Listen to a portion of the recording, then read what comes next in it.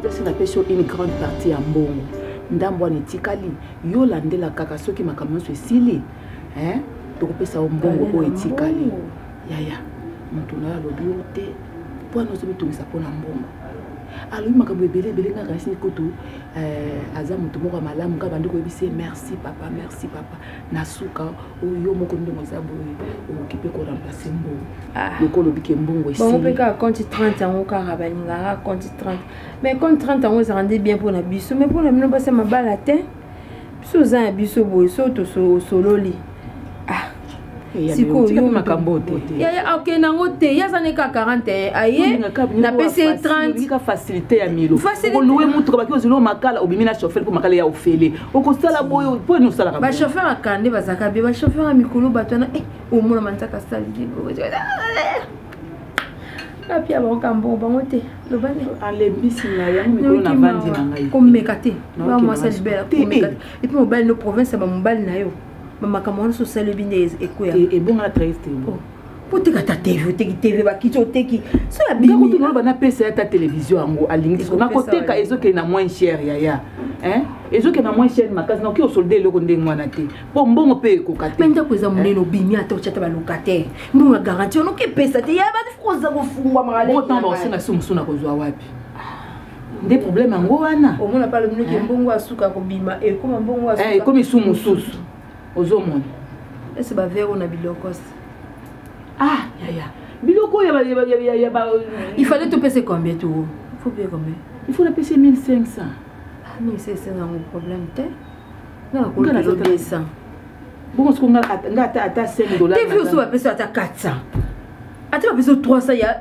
makambo ko marabilo wa kipango susu te mo to asomba yi wana kangami ko sandeni manda ko luka bilo nyoko teka ata ba bilo bilama mususu ya tirbo mo wa utana au voyage c'est bilama ça ça la ngande nazo banga bongo mo bimisi ba bilo ko teki bongo et après abimite bilo ko ke bongo o luki su mususu te na ko zula ngwa pinga na entraité yo bilo na teki ba sorti yena obika na mbula ndema makala ngwe koma kana 200 francs et $200 bata 200 francs ya o makamna zo yebisa yo leki na ngai uvanda ka gwetele luka mobile no bima ke ko luka mbongo ozoka omipesa kana unité de production na famille obimba ka mutu moko siko lelo ye mutaluka ka liboka on bakati moni bokomi na pani ozanga te enfant yango vraiment ngana esabino basa mabala bozwa ngolu nza bapesa bino bozwa mabala biso amsuto zwate po balobi te batinyo se foka bazwa yo zui libala ngana zui ngote mais na ozui libala wana muleki nanga il faut profiter mo bana zo luka côté ozo luka yaya no moko ateka na matra ba camion oko bati bo yaya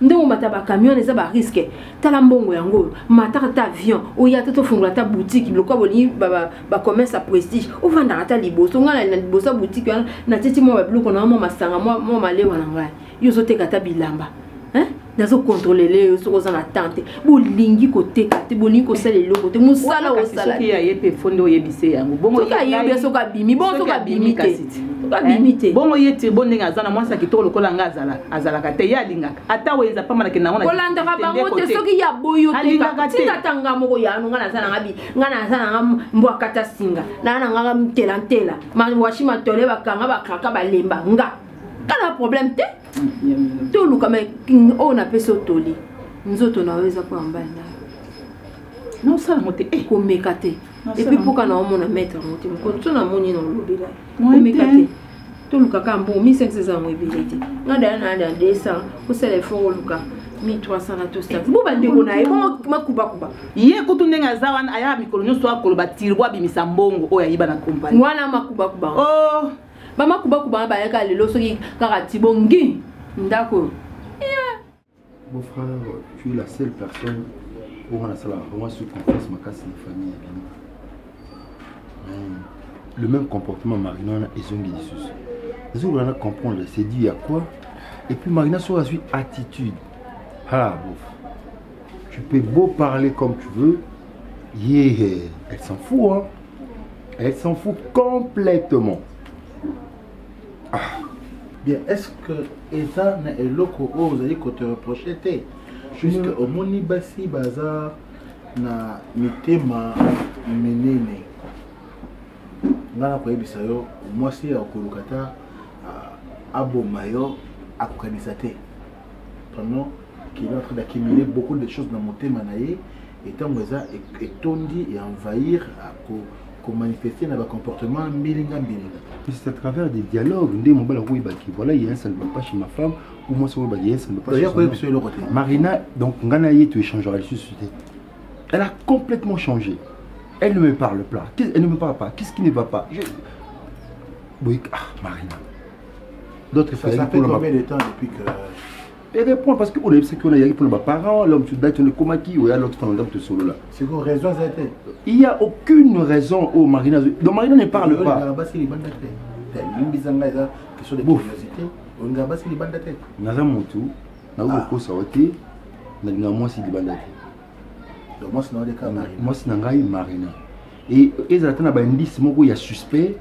Où Marina même soit retrouvée et l'autre côté il y a une crise, il y a jalousie. Bon frère Yokanganan et ça Moussa Moussoso yo ça la carte au moins ça y éviter.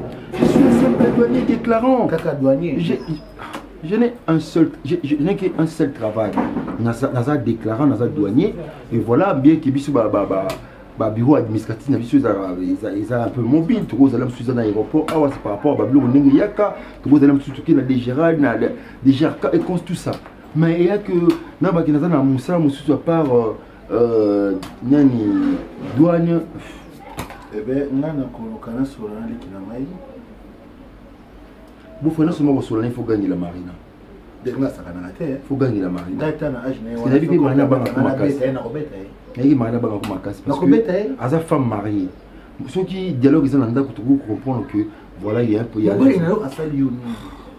au Kangela si qu'on appelle un bête on a moni kuna où on a poussé en dé ah ben ouais ça canibale passe mais qui dans les de plus il y a qui va la pour l'année vraiment bon là c'est bon prenez votre mal en patience hein.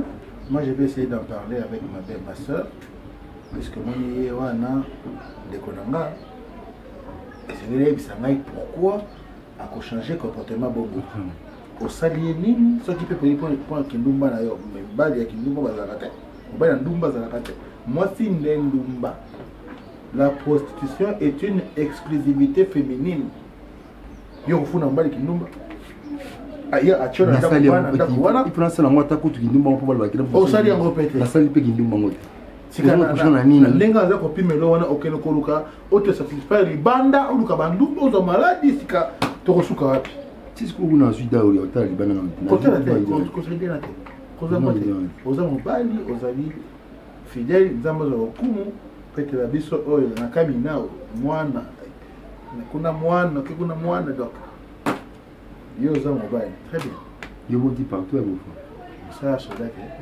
officier batinda kuna oluka mwasi te ok na mwasi na gani kuna ojit na lokelo komoko na yo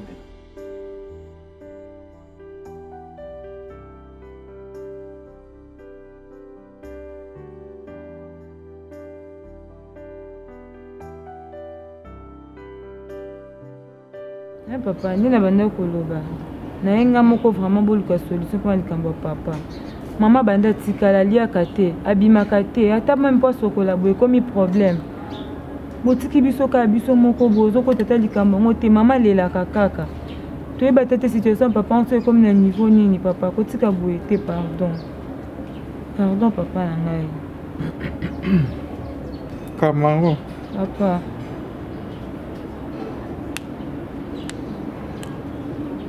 je ne veux pas te blesser, ma fille. Mais je veux te poser une question en passant. Est-ce que tu peux avoir l'idée de la dernière fois que tu es passé voir Papa Koulout? Quand papa n'était pas encore en prison, tu as l'idée de la dernière fois là que tu es passé? Papa, ma classe, mais là, je cherche tout un bus, on se voit avec lui sur la bus. Ma classe, et puis à la maison, je suis la seule fille, non? Tu penses que moi je ne suis pas préoccupé dans les camboyo et je papa na yo? Quand tu dis oh, maman ne mange pas, ou dit maman ne se lave pas, maman na yo mukwa temiki yani. Maman n'a pas fait les pois chocolatés, c'est ça bundok. Quand tu dis que moi je m'implique pas, papa vous a coulé de l'été, nous dit que papa n'a ni bien du moins babi. c'était à ta maman de m'appeler. Maman, elle a un numéro, elle ne m'appelle pas. Ma demande à tout ça là, elle ne mettait pas au parfait. Elle en est à quel... Ça va? Yes, chérie. Ndeni? Ça va? Dieu. Seigneur, c'est le même masque. Même dans le noir, je pourrais reconnaître ces masques, Seigneur. Qu'est-ce qui est en train de m'arriver, Seigneur? Qu'est-ce qui m'arrive? Suis-je en train d'halluciner ou quoi, Seigneur?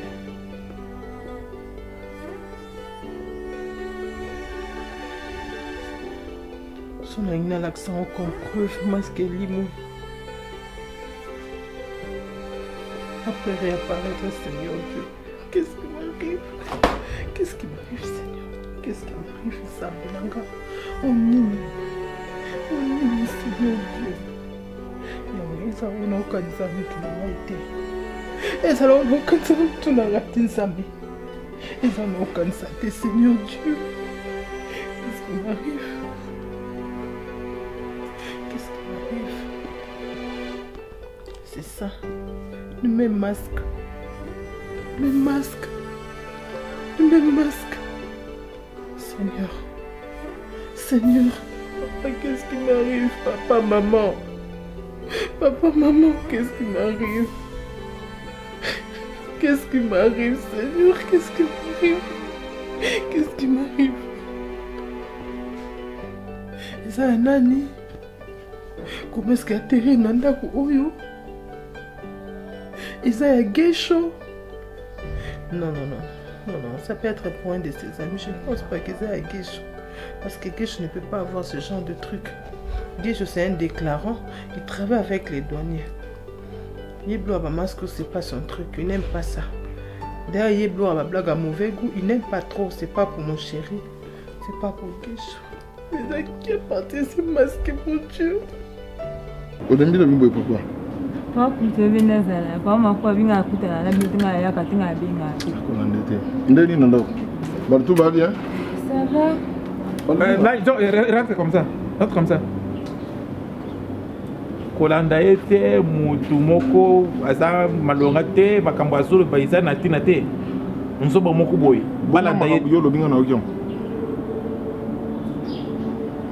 Vous voyez nani votre façon de vous moni lok baza ko benga bundoki yango. On parle de choses sérieuses et puis à quoi besoin de kolanda ete donc voilà. Ok, allez. Kamata ebo kende. Ngana lobi makambo wana nini te. Zeno mama ngo. Allez, debout. Ah, kedo yo ka ibe. Allez, bokende ko sola, boya ko pesa compte rendu. Allez, bokende. Le bazar nini kasi. Amenez-moi la suite. Mais c'est maman. Maman kuna ba démarche nyo sociale yo bien chata maza ba bandi. Démarche nyo son bon exact ba compte eza bloqué bien ba sel maman nyo. Maman ko kana esusu te. Ya bitin papa kulutu makuba zali. Nakele papa kulutu na expliquer batele masubo telemi bino nyo so makamba papa. Parce qu'il faut battre le moko basa ni non monter. Tika bombe. Mais makamba bombe ni nakati za na bombe. Kamango. Papa. Na ko koteka yote, na koteka maman na yote, na zo impliqué et puis je vais voir ce bango kuna ba bini mbongo. Je parle. Voilà. Ngala sana mbongo te. Mais mbongo bango ba senga. Ba senga combien? Nani Kamango. Papa. Je réitère encore ma pensée pour te dire que Yebisa maman, vous pouvez compter sur moi. Baka musu se senga nango ki muluba te. Soko wana mbongo te, muluba tigala jamais bondima kazampi aka. Yokela nga mamna luba. Notre orgueil est légendaire. Tout muluba d'abord, quand tu es né muluba, tu es d'abord orgueilleux par de part d'abord. Écoutez-moi te dire parce que tu veux Ulingo Maganga respecte. Ulingo Maganga respecte. Je peux manquer l'argent mais j'ai des relations même. Nous disons ma relation, ni mon présidence, nous disons ma relation, mon ministère. Toi, on a ma relation à président, mais toi, on a ma relation à avocat. Donc, j'ai les avocats. Moi, j'ai connu aussi les avocats. Oui, moi, je suis tu veux te jouer de moi.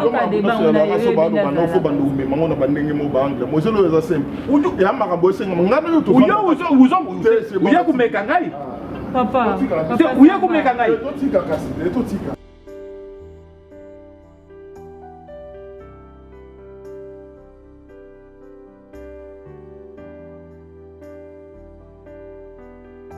Ça va, grand frère. Ah. Mais je regrette beaucoup. Nous avons même tout le monde. Honoraire nangai une partie, même pas 50%. Nazwa 20%. Maintenant pour nous compléter et ça atteint 60%, on a continué la procédure. Vous avez ni vous ni madame, il y a victime. Je comprends pas. Ok. Pourquoi ça n'a mal pas? Bien sûr. Parce que la commission dengue ya minga na katika oisika papa turbo asa lik na ngai propre sukutali ngai utali turbo en tout cas on a vraiment pas ressemblance. Oui, ressemblance c'est parce que tu as une autre sur une prison, on a dit vraiment la ressemblance. Quand on tombe sur une mauvaise femme, on aboutit à tout ce que nous sommes en train de vivre ici. Le problème est en Dengeni. Moi, mon jeune frère de nature, c'est quelqu'un, dès le bas âge, vraiment, il n'a jamais été cité dans des histoires de vol, animalement, tout ça. Mais, ce qu'on est dans ça, vous inquiétez parce que c'est quelqu'un qui s'amène la carte, la maladie de tout ça. C'est comme si on n'a pas pour se le parce que nous sommes vraiment à long et à large. En tout cas, et puis c'est un gars qui a été cassé. Quand il a reçu. La côté de signature. Je sais ici. Maître, pardon vraiment. Épargne-moi de tout ça. Épargne-moi de tout ça. Je ne sais pas bien tout pardon. Pardon vraiment. Là, c'est pour attention. Ils ont dans les combats qui t'attendent. Épargne-moi de tout ça. Je me dis que bon, la solution que y a là, à l'objet à évilo. Na y couper ça. Charge wana ani responsabilité wana et pas à moi si. Moi si ndaye pas capable secret non sur moi. Tu vois que bombe la ngaka kaji abombela ngai abombela mwasi na yete. C'est comme ça que na pesa que responsabilité wa kaji na moni matu bien de bivita hein ba jure ça pour le cas nazo komona ilo ko mon côté c'est comme ça que ngai mo na lobi na yawa pour na ko jankerir d'abord na évolution ya dossier na o nyo subi que mwasi azolikate to ça que les baboni laissez-moi aussi le temps d'abord de voir sa femme, essayer de retourner sur ma campagne. Moi, j'ai pas de problème. Côté qu'il a vu notre temps, c'est pas mon problème. Mais on a vu nos dans la prison. C'est ça. C'est ça le problème. Mais bon, attends ce qui peut se mettre à table. Moi, je n'ai pas de problème. On a vu nos il y a dans la passe, dans la prison. Papa, maître. Yo usana likambuté donc ko bukumo le ko na machito donc usana yo na mbete na kati ya makambo parce que nous nazawana ba ma papier ba ma payé azana mandat d'arrêt provisoire. Il faut tout ça makambo noki tout ça l'effort tout libérer. Ce qui attend moi kati ya mbongo na pourcentage tout le coup de 50% ya mbongo na ta. Mais bobo ya na ona. C'est ça le problème. Et ça, honoraire, il y a biso avocat. Parce que le cabinet n'a pas morté. Dans le cabinet, dans le cabinet, par rapport à Mbongo, pour reprocher, est-ce que ce que tu me mets, à part honoraire, ce que tu me mets, tu n'as pas 50%. Quand même, pour peser de tout ton poids pour que le fisc ait ta liberté provisoire. Ce cabinet comme ça, il y a beaucoup de temps que vous avez dit, pas d'éviter de couper de coco, dans la bicyclette, il y a coco. J'ai pas de problème. Laissez-moi aller voir aussi la famille et puis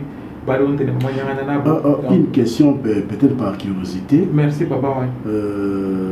Est-ce que c'est vrai que il m'a détourné mon monté parce que vous avez grand frère quand même.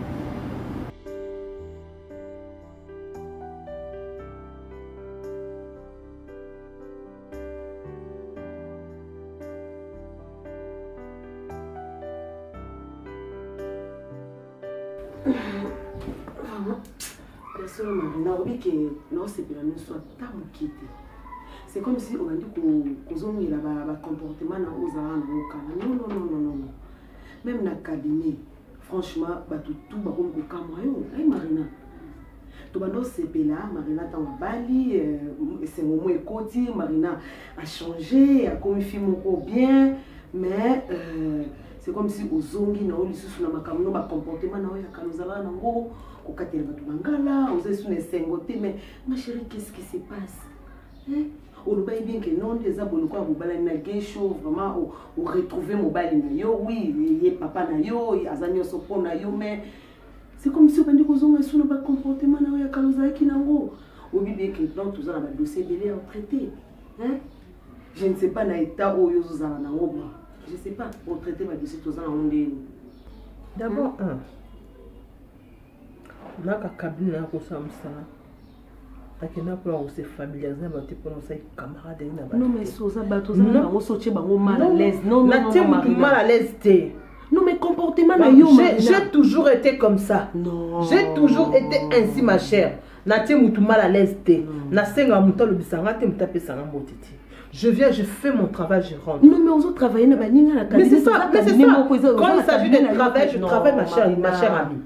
S'il te plaît, c'est pas ça. J'ai déjà assez de problèmes dans ma tête. Je ne sais plus me retrouver. Je ne sais plus me contrôler. Donc, ne me rajoute plus de problèmes, s'il te plaît. Laisse-moi tranquille. Non, mais problème... Concernant dossier Otozanango, et ça dossier Nango. Ah bon? Ouais. C'est mon dossier à moi, c'est mon affaire dans le cabinet.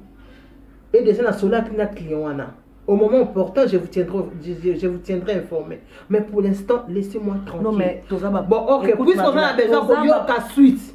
Jusque-là, il n'y a aucune suite. Sauf suite, les alliés, la roloba. Je n'aime pas tout amasser pour moi seulement. Si y a une suite favorable, je vous tiendrai au courant. Pour l'instant, vous tirez dans un an. Ah bon? En tout cas, faites comme si je n'existe pas dans ces cabinets-là. Vous traitez ma dossier, audience, en tout cas, audience n'a pas audience la semaine, en tout cas, je ne sais pas si on a encore donc laissez-moi tranquille, que j'essaie un peu de réfléchir. Parce que ce qui se passe dans ma tête, Lisa Boé bien dit. Mais problème, moi, dis-moi un peu. Je suis ton amie quand même. Marina. Joyce, s'il te plaît, j'ai besoin d'être seule. Est-ce que tu peux me laisser? J'ai vraiment besoin d'être seule, ma chère amie, s'il te plaît. Tu me chasses? Je ne te chasse pas, je te demande avec politesse, avec délicatesse. J'ai vraiment besoin d'être seule, ma chère amie, s'il te plaît. Je t'en prie, je t'en supplie, j'ai vraiment besoin d'être seule. Ça me tape sur les nerfs et ça me rend nerveuse. Je te demande avec toute politesse, ma chère amie, et délicatesse. Je vais être seule, s'il te plaît.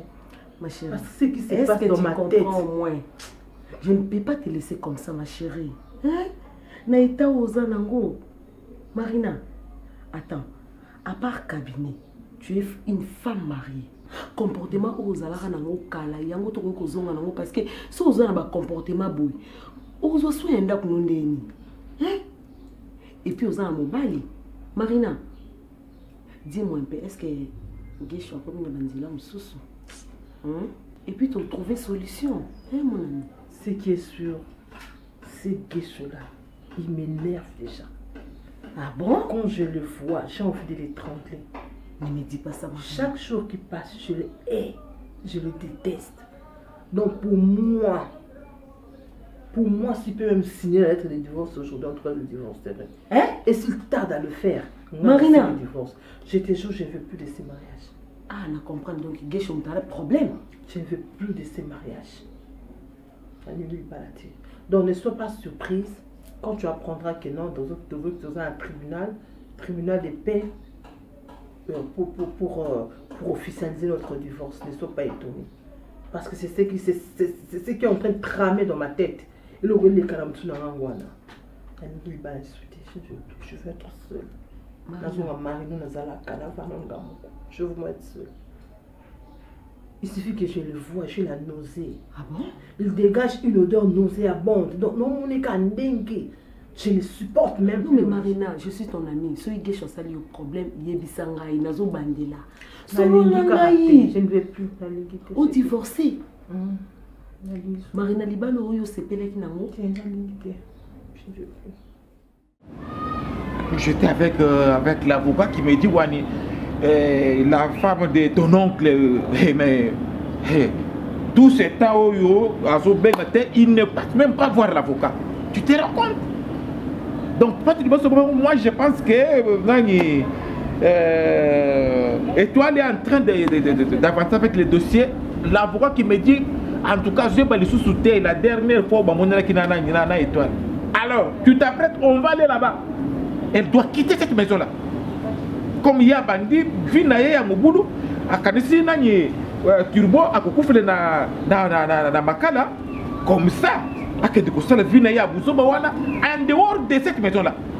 Moi, je ne peux pas accepter que moi, si on a fait un peu de Kunangaï, ou il y a qu'est-ce qui se passe? D'abord, elle ne veut pas croire que Mobile Naye à Bimisa Kimbongwana, c'est déjà l'humanité. Donc, c'est-à-dire qu'elle est en train d'accompagner ou encore de tuer mon frère à petit feu. Il faut aller il doit partir. Il y a mon avocat l'obité pourquoi qu'il y a des sous-connatés.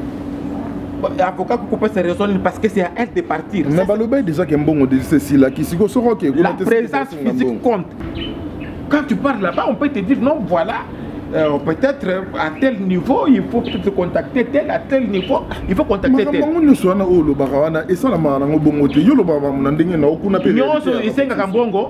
Mais ceux qui ne sont pas en bon côté, ils ont contact avec le président de la République. Il n'y a pas de déjà. L'ancien numéro que j'appelais mon frère, Isaac Oulekate, ni t'étais que nini. Non, le président.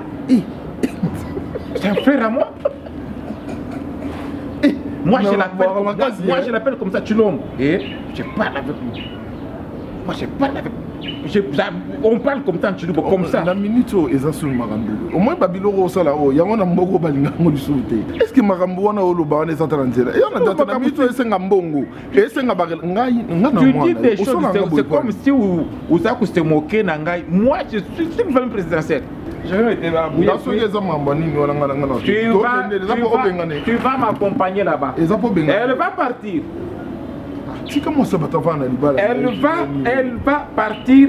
Avant de parler à Yannin, il y a moins de mots à Botawana. Elle est venue se moquer de nous pour Botawana Moko. À part grâce, est-ce qu'elle est capable de nous donner encore ma passe ou bien encore continuer dans la continuité? Bon, moi, je vais matrice. Allez, va devant Nini.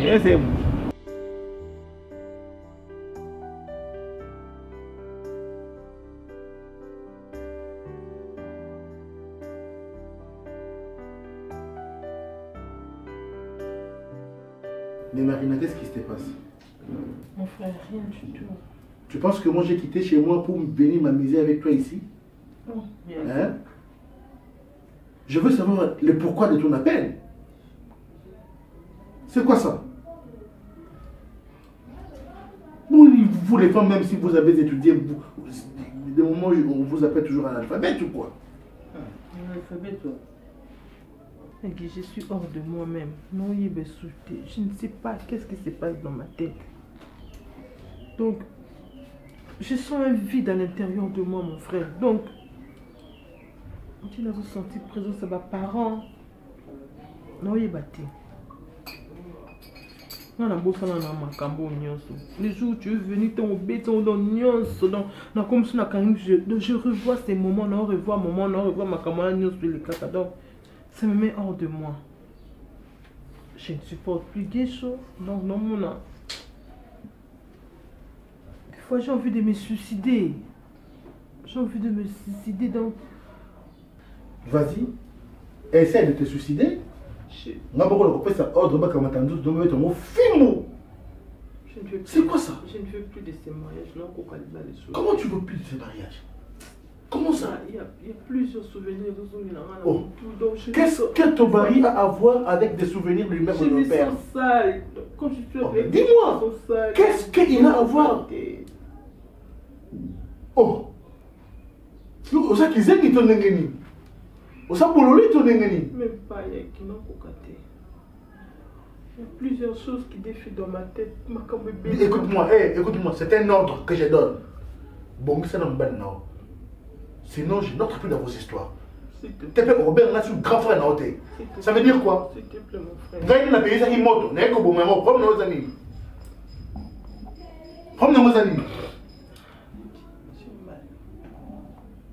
Je n'arrive pas à me concentrer sur un ordre pour capter, sur un procès non pour capter. Non pour capter, audience dans un non. Mais j'hallucine. Mais j'hallucine ou quoi? Je n'arrive plus à me concentrer. Non pour capter tout ma tête. Ma tête va exploser. Yo, Keba. Ma tête va exploser. Écoute-moi, écoute-moi. Écoute-moi une fois pour toutes. Écoute-moi. Mais pourquoi tu fais ça? Elle va exploser ma tête. Mais qu'est-ce qui s'est fait que ta tête s'explose? Pour quel problème? Je vais voir les parents venir dans la marée des sons. Wana comment sakana? Dina kobenga soda zuya beto fimbu. Wana comment sakana? Dis-moi, tu commences à blaguer maintenant? Ou soit tu veux noyer sur ton chat et tu l'accuses de rage? Dis on s'en bat mon sousou. On sait qu'il nous demande les bandas. On pense que l'ingé mon bas les sous-sté. Il s'en va bon mot. Ça veut dire quoi ça? Nous avons bololé. Il y a qui m'écrit pas, j'ai mal à la tête, mon frère. Regarde-moi les femmes. Mais là, ce n'est plus question. Puisque tu as trouvé d'autres hommes, et au moment où on dit que c'est Manangaï, on dit que c'est Manangaï. Dis Karamba Nayo. Karamba Nayo. Nangala Kata. Boni bon. Ne copiez pas dans la souste. N'ayez pas bon. Et quand je mettrai mes pattes dehors, c'est terminé. Boni bon. La remise de Balayo, on va aller dans la ça veut dire quoi? Pour la saline, on a bon à bosse, on a bon à bosse. Il y a une bonne fête, oui, oui. Mon équipe au Senzi boy. De ça qui nous m'a au Tchamate. Ok? Ça qui nous m'a au Tchamate. Qui nous m'a dit dans la salle, qu'est-ce que tu insinues? Qui nous m'a dit dans la salle? C'est qu'on dit le moment dans la salle. À saline. Pourquoi il ne mérite plus ton attention? Pourquoi? Sur les moi, c'est un petit, on a bois que les bandas. Moi, je ne blague pas. Qu'est-ce que c'est que ça? Loba Yoki! Loba! Loba Nayoki!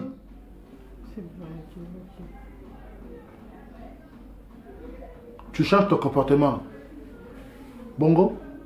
Je change mon comportement, mais pour bêter la main sous ma sonate. Parce qu'à chaque fois, ton léon bête. Non, combien t'as sous Donc tu réveilles des vieux souvenirs. Alors, on change d'éponge.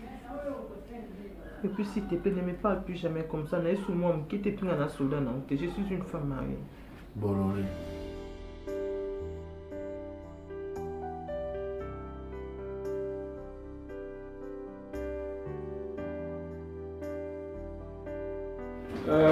Chelika, ta tante est là. C'est un peu aussi, peut-être, Yosoki Osuri Naye, beaucoup Zandana Luleng, beaucoup Yokana.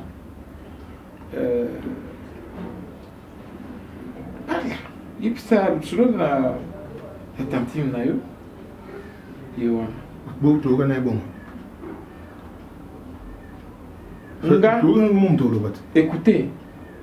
Écoutez, ils sont pour nous causer la malobate. Muchi mudu nshikila, muti misusu kangai. Nakoya kuseli comme mususu même ngai muko nakoya ko regretter parce que nakoya bateli ko nina kusala. Étoile, n'est-ce pas dans cette maison, dans ta cour, des ici comme c'est qui avocat du diable. Tu me c'est mon jeune frère. Je ne peux pas. Je pense bien, mais moi je ne peux pas accepter que malheur il comme il a eu. C'est pourquoi mon acquis, j'étais en train de te dire ici. Pour que vous ayez ce mot manasima, oui, et ça m'oublie. Bobo mi mongwana, wapi et ça paye combien? Tout le kandam, hier moi, c'est mon fils aîné. Ma camouflage sur la salle, il y a yebi. Moi, n'angali boss, me crée n'angali boss, yango.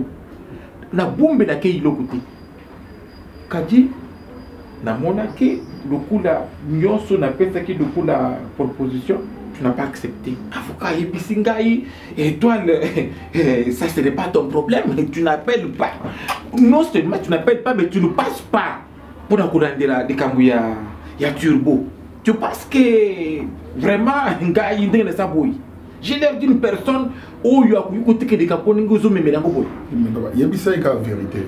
Tante, le problème est que d'après l'avocat, na ndenge papa a réalisé les amours que olingi na oli suma kama olandela na te parce que comment déjà ça la vie nao parce que ngana ibite ngana na ndako to sola ndé mususu mais attends ya bani le une introduction que noni et lo ezaka eza lo mobo eza simple papa olobaki we mambo lo ngana olobaka mambo ya lobaki lo ko lo bangote abi lo quoi déjà comment la vie na yo osundoli mobalo dingino lisu te ça ne sert à rien au continuer revoir na ndako mieux vaut okende na yo po olingi na lisu libala te ata yo mo repenant tant ata yo mo mama boy bazela beso bimi na o ale mbala mo bandino mama bandino yo sangana nimbo Chenika comment nous aux un garçon non ça vite kota lo makwa mikolote et puis cause na raisonnement de mon ami kolote oyebi bien kende na vanja no ki sika mon côté il faut na mobile nanga ti arobima na kasho arobima te il faut avocat wana moto faut défendre yete le mais est-ce que banda de marche ont-ils le lot siko avocat lobi ça ta $50 avocat lobi mambo na avocat lobi zo mona na te mais na lobi yo yeba pour que mon avocat il faut na nani il faut na na mbongo bi bosi bopesa combien étoile nga bando ki lobi misa muke na compte na foutier to muke to bin na chaque audience siko ba compte nyonso eza déjà scellé étoile siko nga na kosala ni tant o bolo belo mo côté étoile ozo lo ba mbongo ye kuna lo ba mamba présence étoile tanana no boto ye ba bon dimeli ke alobinga na zomona te nga mo bo ke lange zate étoile ya donc o monenga lokula Lukula Moussaka aux obongiso tchana pondo parce que c'est la chose la plus facile au constat avec beaucoup de facilité. C'est-à-dire que présence nanga bendenge ngai d'avoir dit ah on a koyo ils ont le bruit nous avons un problème d'argent ici dans cette maison. Pendant que mbongo nyoso wana tango mobali ya mbongo wana a signé mbongo wana bimi toi tu es au courant de tout et de rien. Usa moni mutema makasi memi wana Moutema makacho usana yango wana pour pas bimisa turbo il faut l'argent nous avons besoin d'argent na lingi ko que le discours na yo wana ya on a besoin scellé te écoutez ah papa dit par contre déjà scellé ngana ra au milieu du village ton na yo ki yo mamuto sole na ndaku mususu ana ko sambo tana beso ba benga no ana katanda ko mena comprendre to ko me akoko bango et wana boko kate boy bien ki wana boko kate olingo me mangala piste mususu amoni olingo me mangala piste mususu ya toluka ndenge toki kosala po triboa bima na kasho botika ba fitilité ndenge to kosala ndenge lobelaka yo luka nde mbongo je te le dis d'abord ça yo luka nde mbongo pourquoi ngai na kujinanye ndenge luka mona ndako yo papa ça bon moteur incompréhension ngai na luka na olobate et puis banda bakangi tribo non na mon juri OK tu peux me dire l'argent où l'argent que moi je vais chercher l'argent ça wa argent écoutez l'argent nini yo zoluka Nani étoile. Tu peux me dire l'argent au Yungai. Au moins de te changer sujet. Écoutez, au moins de te changer sujet. Na quoi vous savez le makamwana à ça que nous boyons paix nani. Oh makamwana no bateau yo mo to lo bateau ando ko bisango. Non no lo ba commenter. Alo ba ki kaka. Tant mais écoutez, on peut pas lo ba. Nati bo lo kotinga na nzela te. On va prendre là. Yo nga za ma santé. OK, je te donne la dernière note. Ça un souci à Tirbo. Écoutez, yango to yeti awa yonde mutu olinga na ote mamu yola ndela ba dossier avocat. Mais compte ba sele mo bibo linga sala nini kasi. Machine ninga na ko sala. Mais kutana ka uso biso moto benga avocat ngo aya awa yebisa biso sozo. Bobenga ekas. Bobenga. Regarde. Avocat sur le boboy. Avant hier avant de vous défendre écoutez, Chérika, on voit, calme-toi. Avant avocat défendre le monde, il faut moutana ce qui est moutana bomaki. Il faut y avoir avocat boani, ngai je reconnais avoir tué. Yomo kokulu likambu, tu dis je reconnais avoir tué. Maintenant c'est l'avocat qui vous défendre. Quand c'est le cas d'espèce, parce qu'il s'agit du vol ou d'un détournement, parce que enfin, la somme colossale, ça on peut parler d'un détournement de fonds. Parlons d'un détournement de fonds. Maintenant, il faut d'abord que la personne puisse reconnaître l'impossible et avocat pour le non, maintenant j'ai volé. avocat ayebinde na kofa ko la koya yo kanga na tingo ni tiebo ayibate maintenant turbo eta ko soto ni kamolini écoute turbo eta na makata kuna pardon botika na lokula turbo na makata c'est à toi ya kumona avocat ko yebisa avocat bwani regarde ce qui s'est passé attends que ndo yebisa ki turbo ayibaki sikoyo avocat ça to longole na turbo. Je t'écoute. Mais c'est depuis hier, moi, tu connais là où je travaille. Pourquoi tu insistes sur ça? Si, je suis ta femme. Tu ne m'as jamais invité dans vos audiences. Non, non. Dans une audience, on n'invite personne, monsieur mon mari. Tu peux mais utile qu'il y ait un cabinet où tu viens quand bon te semble. Et tout le monde là-bas te connaît. Ok. Mais jamais, à part que bonjour à mariage. Non, mon madame, mon épouse, Lolo, mes amis viendront manger ici. C'est une demande ou... Non, c'est pas une demande, c'est une plainte. Tu te plains? Si je me plains. Donc, parce que côté vous dire que je ne me retrouve pas. Je reçois ta plainte comme tu veux à ce que... Ne la reçois pas, dis-moi que madame, demain je t'emmène à mon bureau, demain là où je travaille, je te présente à mes chefs, je te présente à mes collègues. Parce que puisque tu travailles, c'est que tu es censé avoir des collègues, monsieur. Oui, papa, je ne vois pas qu'est-ce qu'il y a de si compliqué. Non, mon athée. Mais je me pose des questions à savoir qu'est-ce qui te pousse à me poser des questions. Il faut que tu ailles voir là où je travaille. Tu m'as jamais posé des questions que pareil. Hein? Excusez-moi pour cette question. Mais parce que j'ai pensé que ça allait être de ton propre gré. Mais n'a tiqué le temps, n'a talé le pendant longtemps. N'a mon que non, tu ne réagis pas. Au bêta même pas, tu ne fais même pas allusion à ça, monsieur. Raison pour laquelle il y a un papa. Donc demain, moi j'ai un gars je commence d'abord par ton bureau, moi je te dépose et puis moi je fais chez moi. Tu parles avec ton maman. Je n'en disconviens pas, monsieur mon homme. Voilà. Des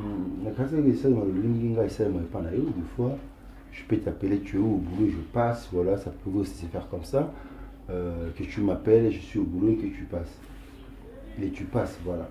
Donc il y a non, je ne vais pas cette imposition. Je ne m'impose pas, monsieur. Même si je m'impose, c'est mon droit. Je suis dans mon droit, monsieur. Et ça droit nanga en tant que femme, en tant que ton épouse, en tant que madame Spawn, c'est mon droit. Tu comprends? Parce qu'à chaque fois on a bien à chérie, tu es où? Tu es toujours hors bureau. Tu es toujours hors bureau. Parce que notre travail ne nous exige pas à rester au bureau. Nous pas sommes très dynamiques. Voilà, peut-être que c'est pour des formalités administratives que nous rentrons au bureau pour finaliser certaines choses. Je suis toujours sur terrain, donc je suis déclarant, je suis doyen. Je ne le ferai pas demain. Ça, c'est une position. Non, je ne le ferai pas demain. Papa, moi, je prendrai ma journée et puis moi, je serai avec toi sur comme c'est une demande, je veux me battre pour... Ne te bats pas, parce que ça me sort chaque jour. Dis-moi que, ok, madame Ingang, demain après toi, demain on sera avec toi sur le terrain. Et ça, comment réfléchir? Réfléchir à quoi? Je conçois mal tout ça. Si, c'est qu'il y a quelque chose, il y a un gris sous roche. Ne me pousse pas à être suspicieuse. Ne me pousse pas à être suspicieuse. Ben oui, Oyomoko Yebi. Qu'est-ce que tu veux insinuer? Je n'insinue rien. Je n'insinue rien du tout, monsieur Ingang. Ok. C'est quoi ça comme histoire? Madame, moi c'est mine un babu on va pas aller placer ça là. Moi c'est mine. On monte comme une sera zoba. On me sera avocat moi pendia à zoba. Ben je te jure tout ça. Oui papa. Il me semble que tu... c'est moi. Tu parles à demi-mot, hein? Non, pas à demi-mot. Si, tu comprends ce que moi je te dis, mon cœur. Je comprends absolument rien. Si. Donc, peut-être par rapport à tout ce que tu dis, je comprends à ce que vous avez insinué certaines choses. Il y en a l'objet. Il ne me pousse pas à devenir suspicieuse. Parce que plus aux autres, moi je te les conseille. Plus tu ne veux pas que la place au salaka, c'est que monsieur, tu es suspect. Fais ce qui bon te semble, je te les conseille. Je serai avec toi demain à ton bureau. Non, je ne te permets pas pour demain. Je te permets pas. Je serai avec toi. Comme tu veux t'imposer. Je ne m'impose pas. Même si je m'impose, c'est mon droit. En tant que madame Ingang, c'est mon droit. Je m'impose. Pour demain, je ne te permets pas. Papa, pas de problème. Non, la pédale, Peut-être je pourrais planifier à cela. Oh, planifier, Annie. Pour que moi je vienne là où tu travailles, il faudrait que tu planifies. Je peux planifier. pour que moi je vienne là où tu travailles. Bon, fait comme là, dans le cabinet, tu viens comme bon te semble, monsieur. Non, mais pas il est déjà là. Tu es là. Quand je t'appelle et que tu ne m'appelles pas, papa. Attends, maman. Des fois, tu ne m'appelles pas, tu me fais des surprises. Je rentre, je dis, je te trouve là au cabinet, c'est pas ça? Maman, laisse-moi. Tu vas m'accamer. Là, tu vas m'accamer, tu vas m'accamer.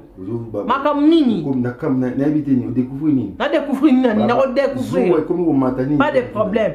Quand nous sommes bureau, je découvrirai ce qu'il y a là-bas. Qu'est-ce qui se cache là-bas? Tu flirtes avec une femme là-bas? Papa, même si tu flirtes avec une femme, même si tu flirtes avec une femme, tu ne seras pas le premier.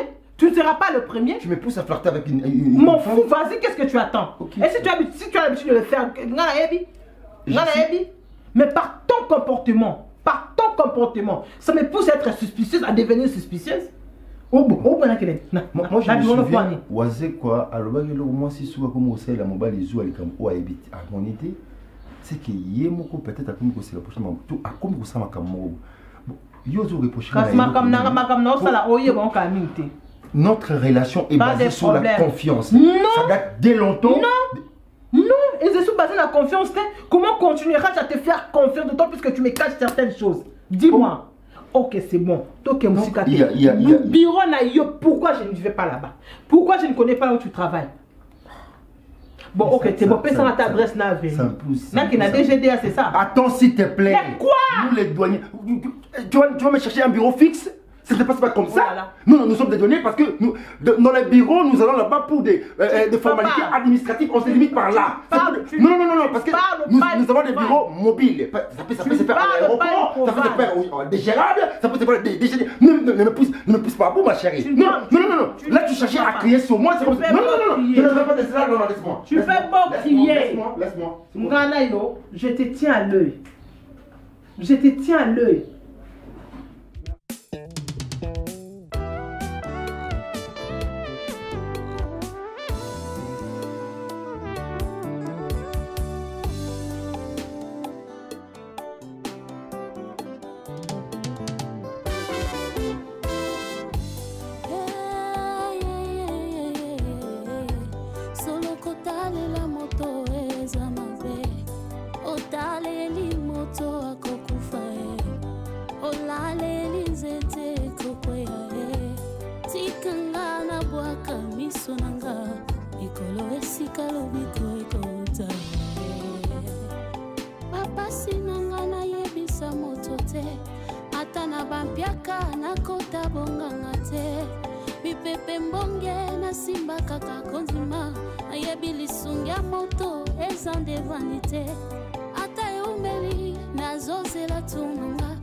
Yebi epai na Yesu nde lobiko nanga ye ezali